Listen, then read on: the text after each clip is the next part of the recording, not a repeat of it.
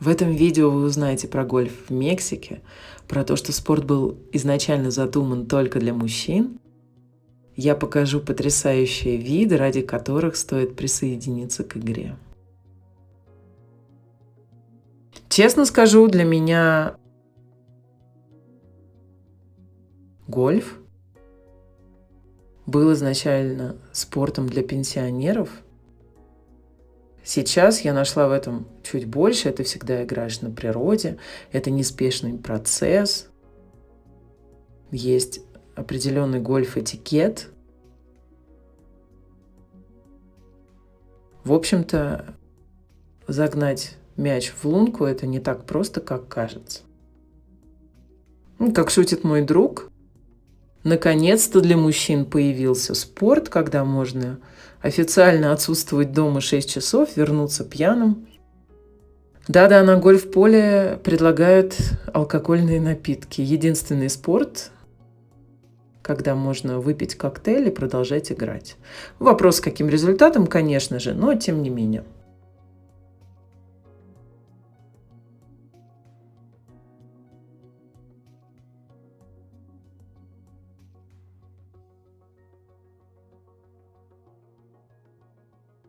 Приблизительная стоимость игры в гольф в Мексике. Усредненные цифры между несколькими гольф-полями.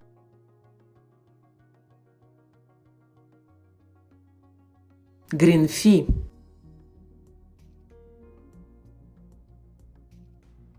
Обязательная составляющая вашего чека. Гольф-кар. Вот та самая машинка. Если вы играете на большом поле 18 лунок, без нее не обойтись.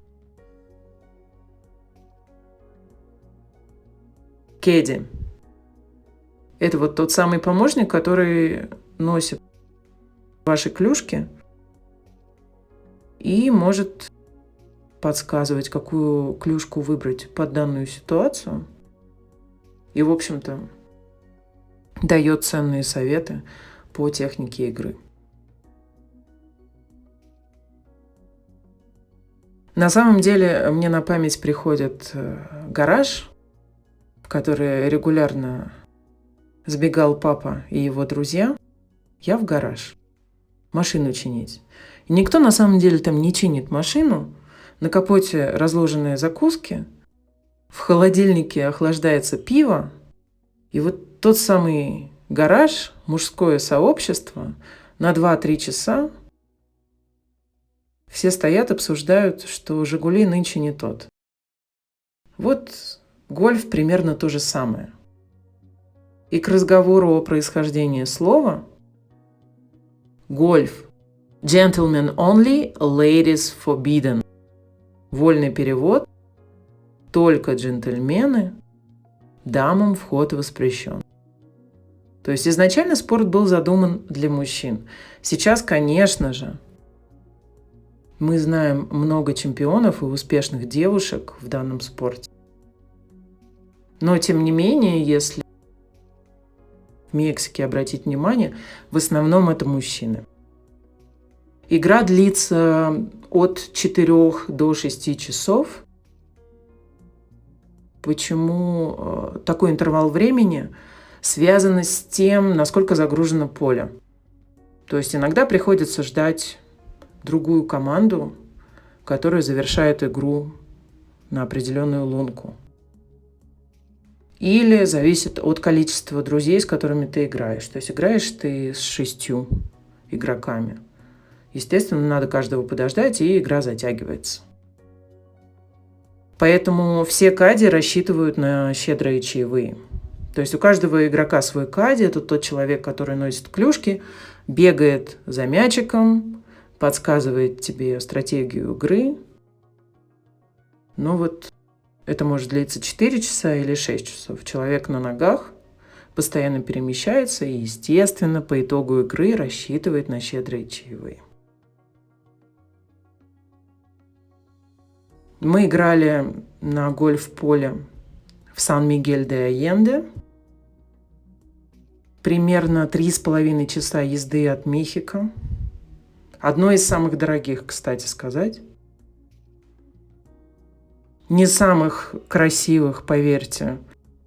Я уже видела с невероятными видами. Да, ухоженное, да, большое, да, с хорошим сервисом. Но бывает и лучше. Но это одно из самых дорогих, из которых мы посещали.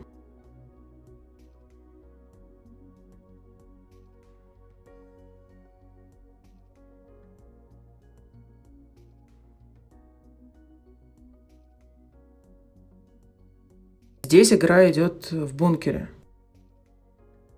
Бункер – это искусственно созданное препятствие с песком для того, чтобы усложнить задачу игроку. Но вот если мяч прилетел именно сюда, приходится играть в усложненных условиях. В некоторых случаях так интереснее, конечно же. Сан-Мигель-де-Айенде, у меня есть видео про этот небольшой городок из разряда «положение обязывает».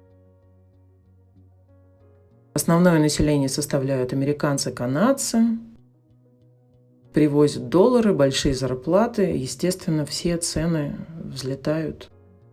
Они давно взлетели.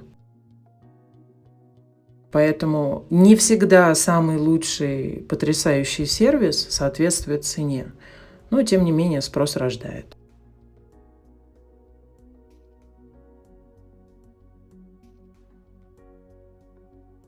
Я в этот день не играла.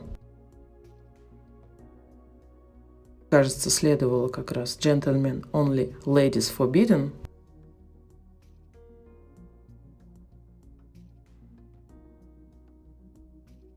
Но Габи, мама нашего друга, которая нас пригласила поиграть, вполне себе справилась с задачей. Gentlemen Only.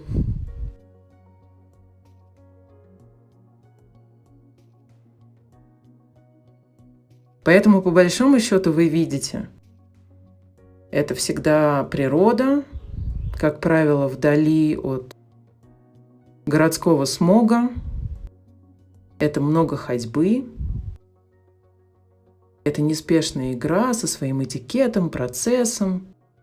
В общем-то, я нашла в этом свою прелесть.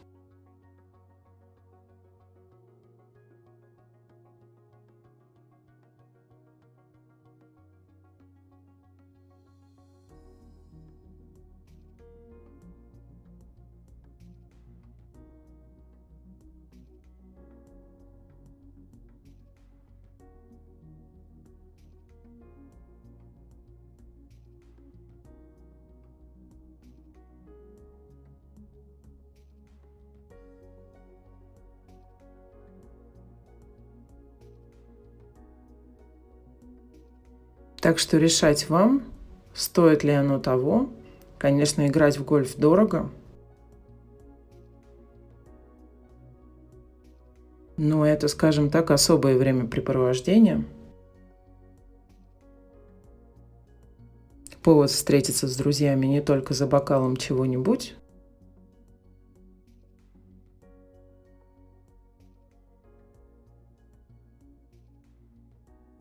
А еще, кстати, здесь строят дома по периметру гольф-поля, и такая недвижимость стоит в разы дороже.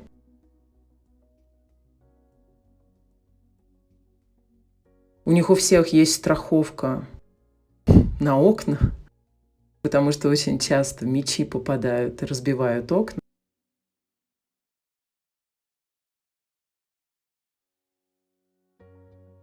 Я видела в Инстаграме одного блогера, он жил как раз вот в одном из таких домов, и каждый раз, если он был вне дома, там на территории, и прилетал мяч, он падал возле него и изображал бездыханное тело.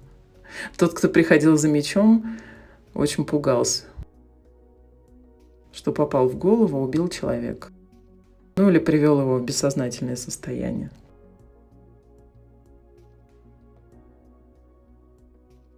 Так что вот такие гольф-дела в Мексике. Подписывайтесь на мой канал, смотрите больше видео о жизни в Мексике.